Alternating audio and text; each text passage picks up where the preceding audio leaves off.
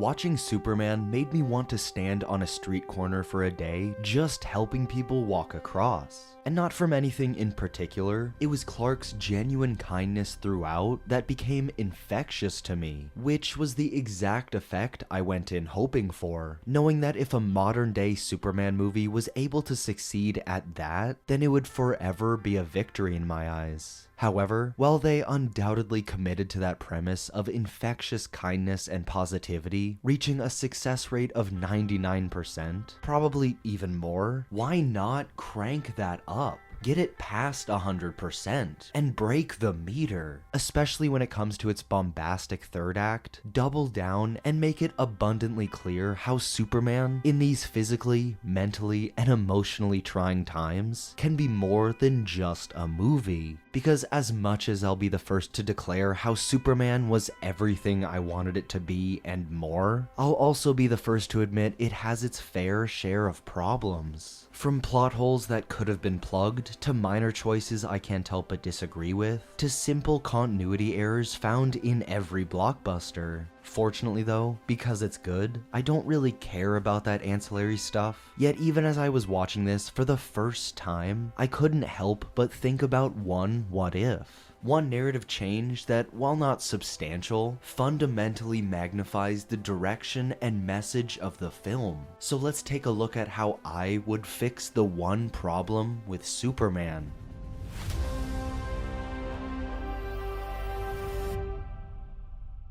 Welcome to Sandwich Reviews. I'm that sandwich guy, your nihilistic optimist. And to me, there's always been this tonal shift in Superman's last act, where it becomes less of a spiritual awakening that will forever be remembered on the silver screen halls of fame, and just turns into every other superhero movie, fully succumbing to their inherent pitfalls of throwing in indeterminate action just to have it, rather than it being there for increased character drama or thematic weight. And sure, I like action just as much as the next guy, and I'm a big enough person to acknowledge that without it, I get bored pretty quickly. So action should be used to push the story and characters forward just as much as dialogue. Not that Superman doesn't do this, but just remember that standard, with the changes I'll make to this third act, and with every movie's central conflict in general. But what is the central conflict of Superman? Is it the ideological struggle between Lex and Clark? The punk rock philosophical similarities between Lois and Clark? A little bit of column A, a little bit of column B? Thankfully, it wasn't something like Superman finding out who he is, because we were fortunate enough for the story to start with him already confident of that. Of course, that idea is challenged, but the fundamental morals behind it are never put into question. Like Steve Rogers or any good Pixar protagonist, they are immediately and irrefutably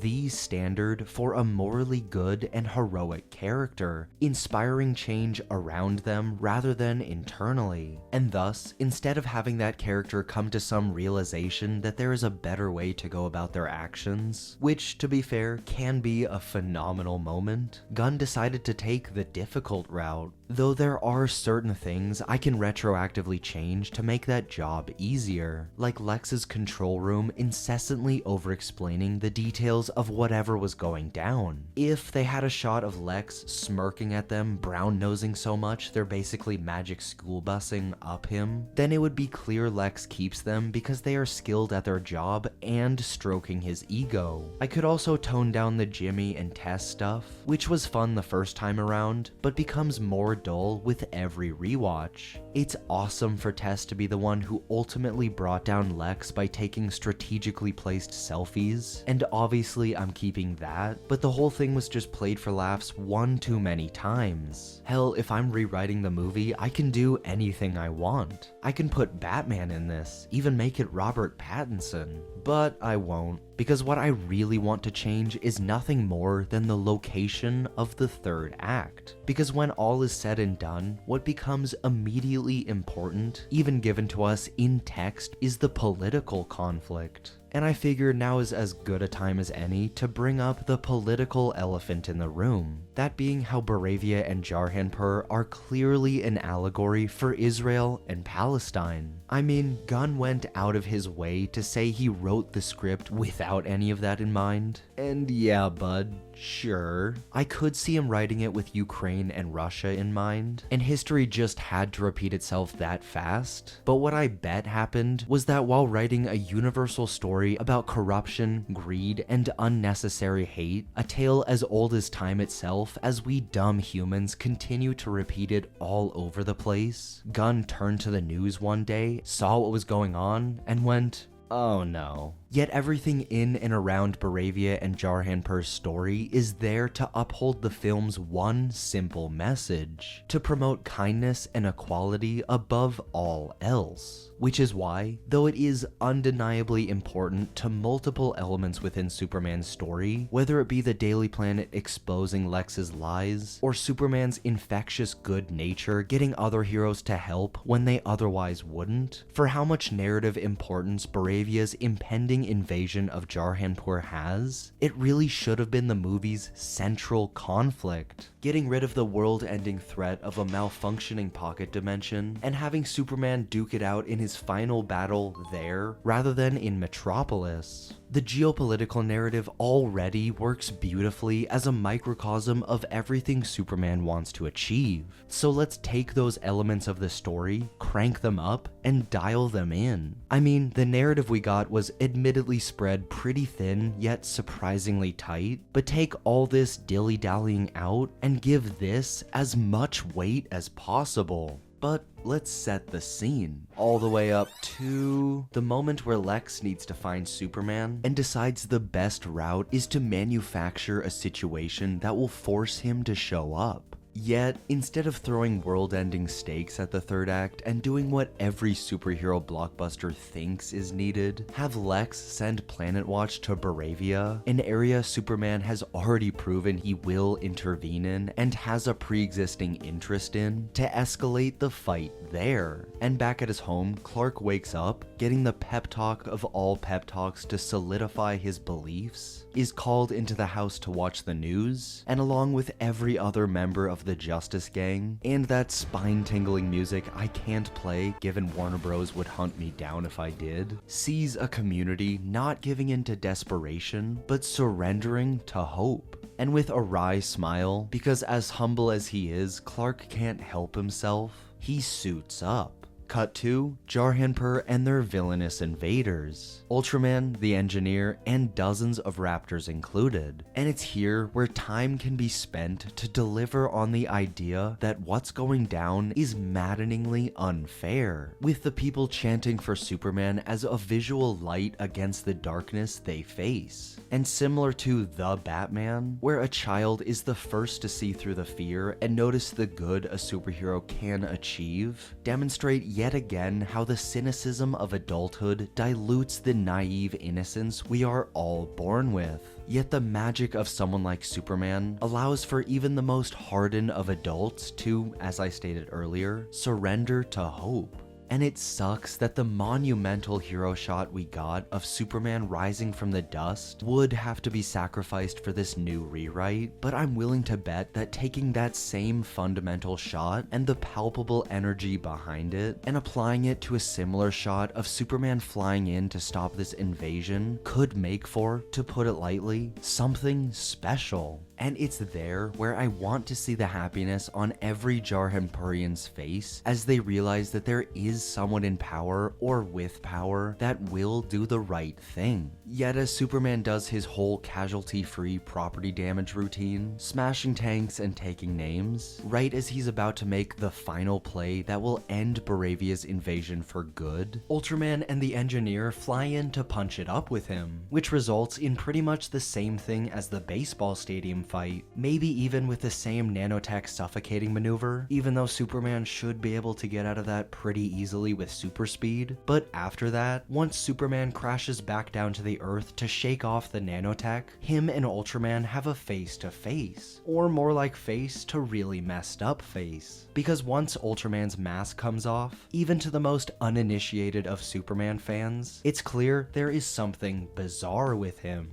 Maybe it's from kryptonite poisoning of some kind, or maybe he's just a failed clone that didn't come out right. But this guy needs to be Bizarro. And not just in name only. He's gotta have the swapped powers and all. I thought about even pushing this reveal up to the midpoint and contriving a reason for Bizarro to come back in the third act with a backwards Superman suit and a fully realized personality crisis, yet just having him look and act the part with genuine hope for the future would be better than what we got. Because is this guy Bizarro? Did he end up on a cube world and is currently having opposite adventures? Maybe, but no one really knows. Yet back with Superman, shocked to see a misfigured clone of himself, he stands still just long enough for Bizarro to knock him a half-mile away, placing them both in the perfect spot for a final showdown. But before getting that, we return to the border, where now that Superman is no longer in the picture, the Engineer, the Raptors, and Boravia's hostile militia all move in to take out the Jarhanpurians. And as one of those military guys raises his gun to focus on the same kid who lifted up a Superman flag in the first place, his finger slowly flexing around the trigger, he is stopped in his tracks by a hard light construct. And with a wink and a grin, Guy flies into frame to say to the kid,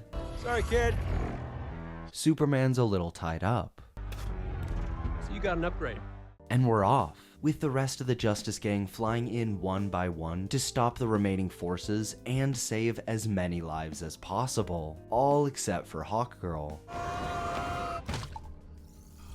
But it's in that moment that they all realize how like-minded and heroic they all truly are. That being said, with the story we got, it makes sense why Superman doesn't show up, because Gunn wanted to deliver on the message that Superman inspires everyone, even other heroes, to do good, being instrumental in the formation of the Proto-Justice League that begins to take shape, one that isn't beholden to corporate desires. And even more than that, illustrating how Superman is seemingly outdated and outclassed in this modern era, yet succeeds because of his willingness to accept help. Because even Superman, the strongest and most capable of us all, needs help sometimes. And none of us should ever be afraid to ask for it. Is that a great lesson for kids to learn? Yeah.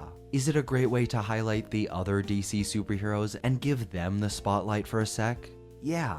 Do I still wish that Superman also showed up in Jarhanpur? Yeah. Because the initial thesis of Superman is all about him wanting to do good in this particular area. Plus, I think the first modern Superman should hammer the message home that he's the hero who shows up when someone needs him. And all the same major plot beats can still happen, but just with a moment where Superman arrives and momentarily saves Jarhanpur. Then and only then can the non-essential, but admittedly fun action happen. Give Superman and Ultraman an epic final battle with the same spinning camera rotating around them. Put it in some valley so it could even look similar. And if you didn't notice, to give the Justice Gang something to actually do, rather than their stress-free tear through some no-named military guys, this rewrite would have them fighting the Engineer and a whole bunch of Raptors. It doesn't even have to be a long sequence, but showing more instances of them working as a team isn't the worst thing, considering it puts the thought in our minds that, plus a few others, they could be in a league of their own. Though there is one major problem with this whole change, that being how Lex needs to be close by so that after this is all said and done, him and Superman can have their heart-to-heart debate about humanity. Of course, Superman could always just fly around the world to do so, but I think it'd be more impactful for Lex to be close to the border as well. As a matter of fact, bring his entire control team there too. There could even be a visual joke of some kind that Lex forced Gurkos to make him the same control room setup he had in his own skyscraper. And I know it sounds like a whole bunch else might have to be altered, but by changing Lex opening up a pocket dimension rift to him escalating the border conflict, not only is the movie relatively the same, but I think the script could be tighter and the themes could be even more meaningful than they already were. Needless to say, an element that would be less defined thanks to it not connecting to this new third act would be a lot of the ambiguous setup and reveals around the portals to the pocket dimension, like Ultraman stepping through one of them to enter LexCorp early on, laying the groundwork for a fun momentary mystery that has the audience going, what the hell is this? Or later, when it's revealed that Gurkos has a portal of his own to illustrate just how many steps ahead Lex is when it comes to his political maneuvers. That can all still happen, it just won't be given as much weight, as the focus will instead be shifted to highlight the border conflict whenever possible. And if you're asking yourself, does that mean Lex doesn't have a pocket dimension prison? To which I would reply, no, he still has it, it's just fully functioning. Just for the sake of the awesome moment where Metamorpho needs to make a baby son to save his baby son, and Mr. Terrific needing to come to their rescue, there's just no reason why Lex can't have an operational pocket universe prison. It doesn't even have to be a big thing or come back in any way. Just another sci-fi element in the movie to add to the list. Though with this change, Peacemaker Season 2 would feel infinitely less intertwined. A balancing act they tightroped surprisingly well, yet I'd be bulldozing with this. But spoilers, I feel like giving Flag less legitimate reasons to hunt down Christopher Smith only makes that drama better. But whatever, because once I began thinking about these alterations to Superman's last act, I was compelled to do something about it. All so that when this kid raises a Superman flag and people start chanting his name one after another, he can actually show up and deliver on that promise. And I wanted to make this change because when I first watched this, seeing that sequence play out, more than anything, I wanted Superman to prove those greedy leaders wrong by going there and throwing the world's biggest wrench into Lex's carefully laid plans. So seconds later, when Mr. T tells Clark he can't go and is needed somewhere else, I was legitimately bummed out. It is nice to see Lex unraveling and losing his cool, doing something reckless and dumb that bites him in the butt, but that doesn't have to be illustrated with him willingly tearing a rift in his pocket dimension. Because once the location of the third act is simply changed from Metropolis to the border of Boravia and Jarhanpur, there's not much else that needs to be altered. All the action beats can still happen as they did, only with adjusted context surrounding them, which is still very much in line with what the movie was setting up beforehand, maybe even more so. Because first and foremost, everything is laid out incredibly well with Lois's interview. The value Clark places on every living being and the simplicity of that kindness, the dangerous naivety of said viewpoint, as pointed out by Lois, or the intricate complexities within that spectrum, and to have all that represented in their conversation while still upholding those base characters and allowing the dialogue to extend from that is just masterful to see. And I may have said earlier that I need some action every now and then to keep me interested, but that 12-minute dialogue scene is quite possibly the most riveting sequence of Superman. So have the movie follow through and make its last act more riveting. But would my narrative changes succeed at fixing that? Are they fixes at all? Let me know your thoughts down in the comments. And as always, thanks for watching. Make sure to leave a like, subscribe for weekly video essays and reviews, and enjoy a delicious sandwich.